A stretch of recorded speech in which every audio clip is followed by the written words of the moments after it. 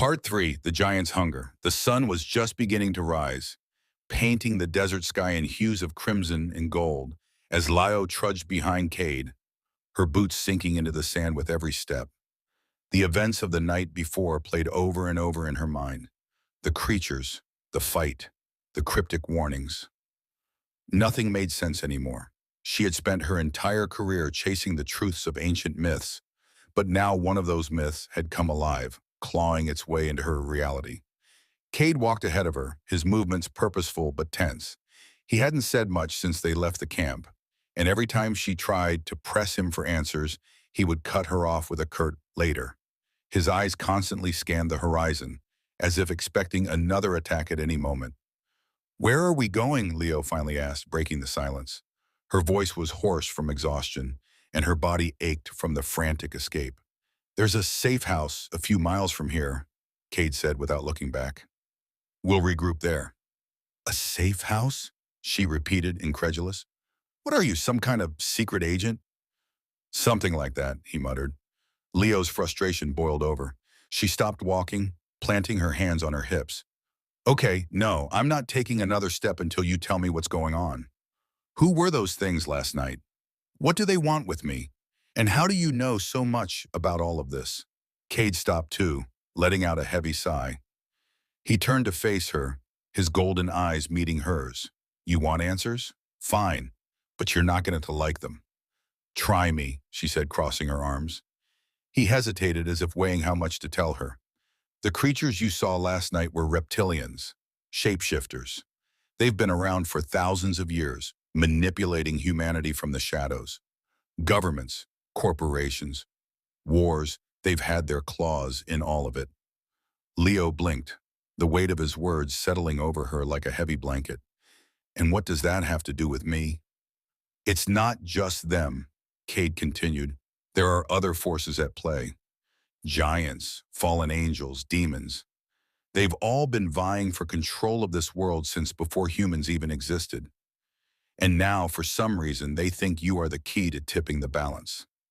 She stared at him, her mind reeling. "That's insane." "Is it?"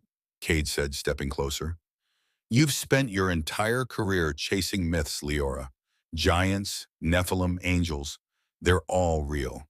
You just didn't want to believe it." Lio opened her mouth to argue, but before she could speak, a distant rumble shook the ground beneath their feet. It was faint at first, like the growl of a far-off thunderstorm, but it grew louder with each passing second. "What is that?" she asked, her voice barely above a whisper. Cade's expression darkened. He grabbed her arm, pulling her down behind a nearby dune. "Stay low," he ordered, his voice tense, "and don't make a sound." Lio crouched beside him, her heart pounding as the rumbling grew deafening. The ground vibrated beneath her, sending plumes of sand cascading down the dune. She peeked over the edge, her breath catching in her throat at what she saw. A massive figure loomed in the distance, its silhouette framed against the rising sun. It was easily 20 feet tall, its muscular frame covered in rough, stone-like skin. Its eyes glowed faintly, scanning the desert with a predator's intensity. This was no man. This was a giant. "What the?" Lio whispered, her voice trailing off. "Magnar," Cade said grimly, "the leader of the giants." The giant, Magnar, stopped and sniffed the air, his massive chest rising and falling like a bellows. His lips curled into a cruel smile, revealing jagged teeth that gleamed in the sunlight. He turned his head, his gaze locking onto the dune where Lio and Cade were hiding. "He knows we're here," Cade said, his voice low but urgent. "Run." "What?" Lio hissed. "We can't outrun that. We'll—" "Run!" Cade snapped, grabbing her arm and pulling her to her feet. The two of them bolted down the other side of the dune, the sound of Magnar's thunderous footsteps shaking the ground behind them. Leo's lungs burned as she sprinted, her boots sinking into the sand with every step. She didn't dare look back, but she could feel the giant's presence bearing down on them like a storm. Cade veered sharply to the left, pulling her toward a cluster of jagged rock formations. "We can lose him in here," he shouted. They ducked into the maze of rocks, the narrow passages forcing them to slow down. The sound of Magnar's pursuit grew louder, his guttural growls echoing through the canyon. Lio pressed herself against the cold stone, her chest heaving, as she tried to catch her breath. "This isn't going to work," she said, her voice trembling. "He's too big. He'll just tear through the rocks." Cade didn't respond. He was focused on something ahead, a crevice barely wide enough for a human to squeeze through. "There," he said, pointing. "Get in." Lio hesitated, but the sound of Magnar's roar spurred her into action. She squeezed through the narrow gap, the rough stones scraping her arms and legs. Cade followed close behind, his broader frame making the passage even tighter. On the other side, they found themselves in a small, enclosed space. The walls were high and smooth, offering no way out except the way they had come. "This is a dead end," Lio said, panic rising in her voice.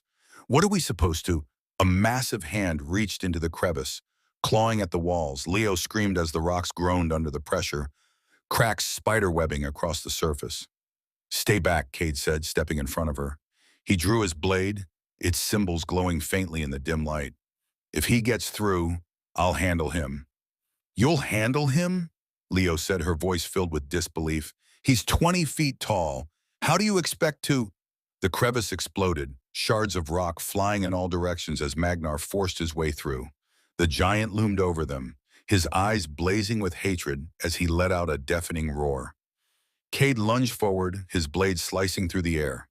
The weapon connected with Magnar's arm, leaving a deep gash that oozed dark, tar-like blood. The giant howled in pain, but didn't falter. He swung a massive fist, sending Cade crashing into the wall. Lio pressed herself against the far side of the enclosure, her mind racing. There was no way out. They were trapped. Magnar turned his attention to her, his lips curling into a cruel smile. "So, this is the one they're all after," he rumbled, his voice deep and gravelly. "You don't look like much." Leo's heart pounded as the giant reached for her, his massive hand closing the distance. She was out of options, out of time. And then from above, a shadow fell over Magnar. A massive boulder dislodged by the earlier destruction came crashing down, striking the giant squarely on the head. He staggered backward, dazed, giving Cade just enough time to recover. "Now!" Cade shouted, grabbing her hand. "Run!" They scrambled out of the enclosure, leaving Magnar roaring in fury behind them. Lio didn't look back. She couldn't. All she could do was run and hope that whatever came next wouldn't be worse than what they had just escaped. Cliffhanger. As Lio and Cade disappear into the distance, Kaora, the younger giant, steps out from the shadows. She watches them go, a conflicted expression on her face. "Why do they fight so hard?" she whispers to herself, her curiosity growing stronger by the second.